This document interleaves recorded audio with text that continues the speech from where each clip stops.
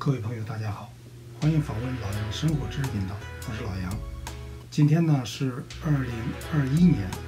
中国的阴历新年。首先呢，我在这里向各位亲朋好友道一声新年快乐，祝你在新的一年里顺顺利利、平平安安、阖家欢乐、幸福安康。说到这个拜年呢，其实是我们中华民族文化的一个非常古老的一个传统。通常呢是由这个辈分比较低的人给这个辈分高的人去拜年，但是呢也有这个亲朋好友了、同事之间到春节的时候呢互相拜年，从初一到这个14，整个呢都算这个新年期间，这个拜年都是可以的。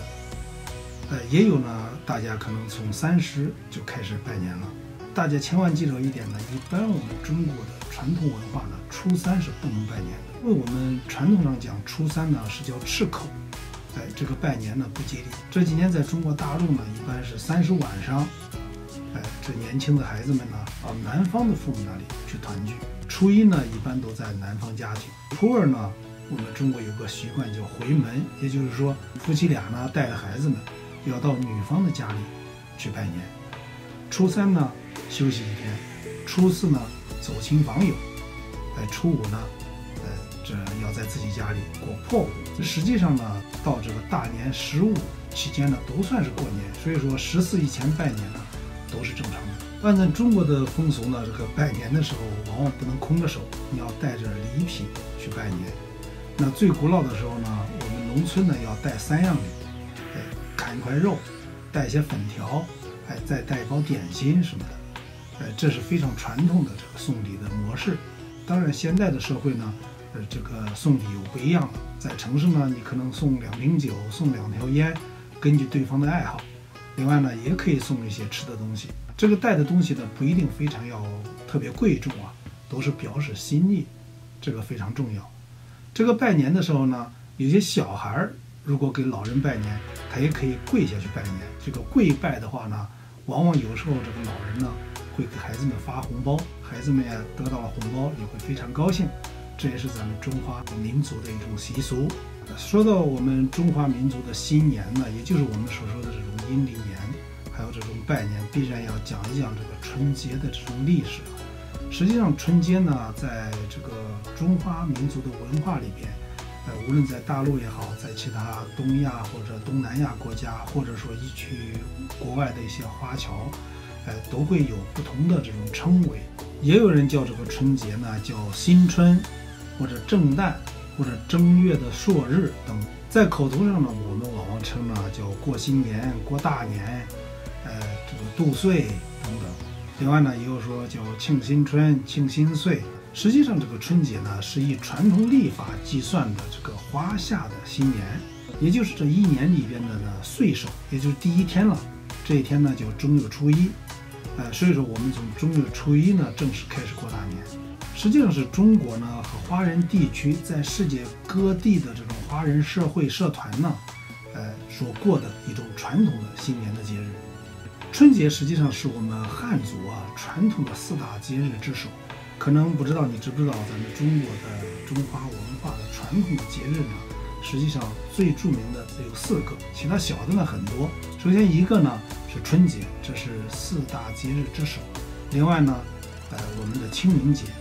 还有呢端午节，还有秋天的8月15，是我们传统中华民族的4大节日。实际上从明代开始呢，我们中华民族的春节呢，就是从初1开始，直到呢15才正式结束。但是也有些地方呢，这个新年的时间比较长了，他们甚至整个正月里边呢，都叫新年。还有呢，过了15以后，还有一些庆祝活动，还有一些这种社交活动。咱们说到这个中国的传统新年呢，咱们讲到的是中华民族的这个传统。其实呢，我们华夏传统的这个新年和韩国的新年、越南的新年，还有这个日本的明治维新之前的这个新年呢，这个日子是一模一样的。我们现在所说的这个农历新年呢，我们是用的是农历，也就是不是用的公元。这个农历呢，实际上在这个东南亚地区呢，很多国家的这个华人群体呢，他们通常用这个叫阴阳历。据说呢，这个农历呢，阴阳合历都是在黄帝时代和夏朝的时候创制的。你可能听到大家讲呢，我们所说的这种农历呢，也有人称黄历、老黄历，也有人呢在这个文学上面称它为夏历，也就是夏朝那时候创制的阴阳合历。在中华人民共和国成立之后呢，西方的这种格历历，我们称它为阳历。那么我们传统的这种夏历，我们称它为农历，也叫阴历。可能大家都不知道春节的由来啊，春节这个词是什么时候来的？其实春节呢，这个活动是自古至今都有。实际上夏历呢，正月初一我们称为是岁首、新年、年节，或者呢也叫阴历的我们叫元旦。所以说现在呢，咱们在大陆呢，我们称这个元月1号呢是元旦。实际上呢，这个在历史上来讲是有一些混淆的。我们这个中华民族称的元旦呢，就是正月初一叫元旦，和现在所说的元旦是不一样的。这个春节在我们24节气里边呢，是立春。这个春节这个名字的来源呢非常有意思呢，是在这个1914年的元月，当时呢，这个中华民国的临时大总统袁世凯，他当时把这个中华的这种夏历的元旦称为春节。从那以后呢，春节这个词呢就在大陆地区，另外呢，在这个华人区的东亚、东南亚的其他国家的华人区呢，就逐渐的传开了。一般这个春节呢，也就是指我们旧历的新年，也就是农历或者阴历的新年。刚才我提到了历法，也就是讲这个阴阳历了，阴历和阳历的区别啊。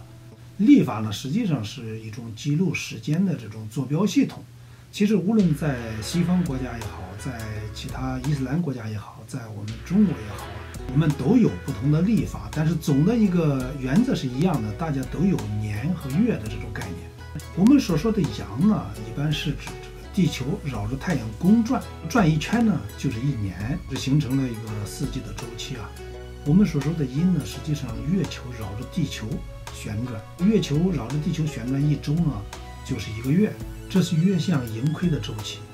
其实一年呢比12个月多大概呢10.875天，所以说单从这个阳历也好，阴历也好，都没有办法完全满足年和月的准确的周期。你可能也听说过这个过年的传说了，就是在远古的时候呢，有人说这个有一个非常凶猛的怪兽啊，叫豨。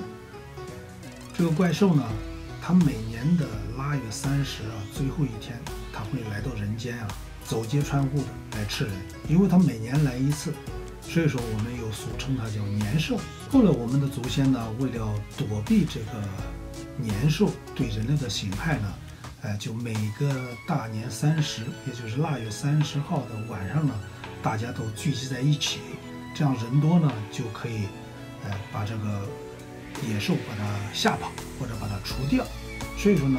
我们大年30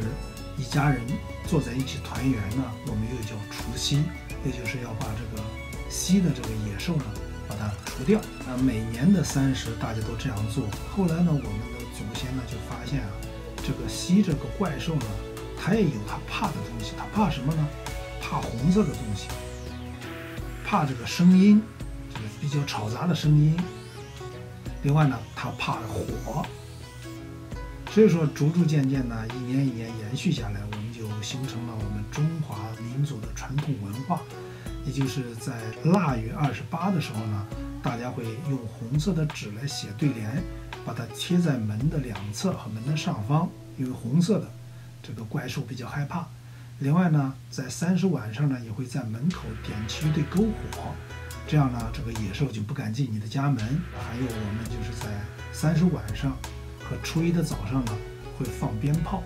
这样噼里啪啦的响声呢，也会把这个豨的这个怪兽呢把它吓跑。从历史上来讲呢，实际上从魏朝和晋朝的时候，我们就有了这个放鞭炮和30晚上守岁的这个习俗。现在呢，可能咱们在中国大陆也好，在很多这个华人比较多的这个地区也好，春节的时候呢，可能政府都会给大家放春假。当然，在这个国外的华人呢，就没有那么荣幸，我们呢只好自己来请假，才能够家人团聚在一起，因为正常你还要上班。实际上，这个春假呢，并不是新的事物，是在很早很早之前，在古代的时候就有春假。这个春假最早呢是从唐朝开始，也就在唐朝的时候呢，这个春假就已经有了。当时呢，在春节的时候呢，他们会给大家放7天假。但是在中国新年期间，如果你是个私塾的老师或者是个学生呢，你就可以放1个月的假。到了唐德宗李阔的时期呢，很有意思的，这个朝廷的官员呢，他也有这种休假制度，但是国家又不可能完全停摆，就是不营业了，所以说他当时就规定，这个国家的这个官员呢是分单双日，他当时就进行了改革，就是单号的时候上朝，双号的时候休假，这样的话你就不需要天天上班，但是呢，国家政府机构还能正常运行，这个非常有意思。此外，这个普通老百姓呢，特别在古代的时候，农民为主啊，他们就没有一个固定的假期，所以说一年到头呢，只有在春节的时候，春节来了，他们就放假了。另外，冬天呢，农活也比较闲，借助春节这个时期，居家团圆的日子，大家呢就可以好好的休息一下。刚才给大家提到了咱们中华民族过新年的时候有这个贴对联、贴春联的习俗。这个贴春联的习俗呢，可以追溯到5代十国时期的后楚，在那个时候呢，就有了对联。最早的一个春联，上联是新年拉余庆，下联是佳节号长春。不同的区域呢，春联的叫法也不一样，有些呢叫春联叫福贴，粤语呢叫回春，闽南语呢也叫春仔。通常呢是大家把贺年的那些吉利话，把它用这个毛笔写在纸上，然后呢，把这个对联贴在门的两侧或者门的上方，也有呢贴这个方块的这种对联贴在门的正中央。总的目的呢，这个对联呢，它是为了给新年祈福，另外呢也有辟邪的作用。像刚才我提到了这个西的这个怪兽呢，它怕看到红色的东西，所以说我们用红色的这个纸张呢写成对联，就有辟邪的作用。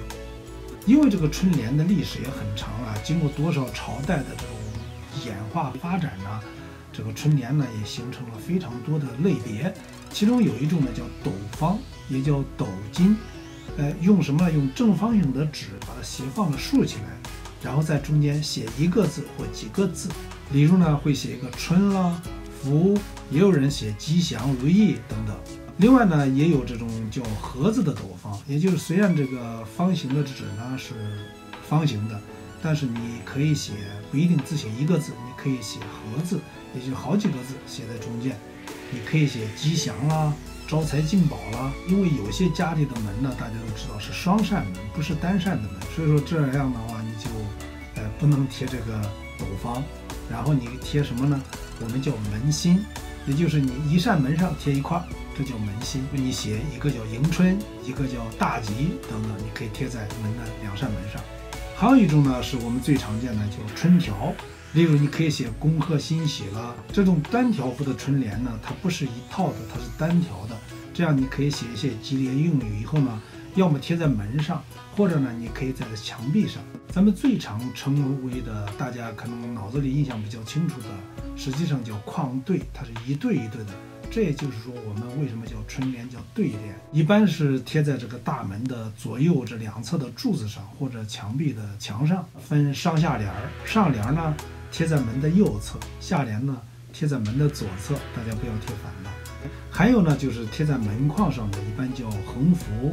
或者叫横彩，或者叫横条。再一个大家比较熟悉的就是叫横批了，就是贴在门框的上方，跟那个横条有点像。你可以写一些吉祥如意，说出入平安、吉星高照等等，因为它正好在门的上方嘛，吉星高照在这里比较好。其实呢，在这个春联最早出现的时候呢，那时候是用白纸写的，所以说这就是传说中间的有些东西呢也并不完全一致。为什么这样说呢？因为这个最早中国这个大陆也是用白纸写的，后来因为这个春联的风俗传到了国外，特别是韩国，国内后来改成这个红色以后，它还没有改。到现在为止，你如果去韩国看他们春节呢，还有人用这种白纸写这种对联。中国是什么时候开始用红纸呢？实际上是从明朝以后才开始用红纸。所以说在明朝以前呢，很多地方都是用白纸来写这个对联。但是最近几年呢，也有些在大中华地区了，也有人用这种金色的纸来写对联。传统来讲呢，你是用红色的纸来用黑色的这个墨汁或者金色的墨汁来写这个对联。那么现在也有用金色的纸、黑色的墨汁来写这个对联。那最后呢，因为时间关系呢，我给大家列出来一些常见的春联的这些句子，都是一些比较吉祥的一些话语，例如国泰民安、心想事成、恭贺新喜、四季平安、这个福寿康宁、长命富贵、年年有余、财源广进、招财进宝、龙马精神、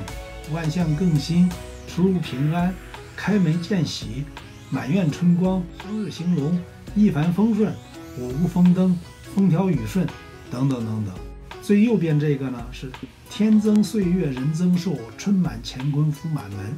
另外呢还有一个炮竹一声除旧，桃符万象更新。这些呢都是比较常用的这个春联的这个语句。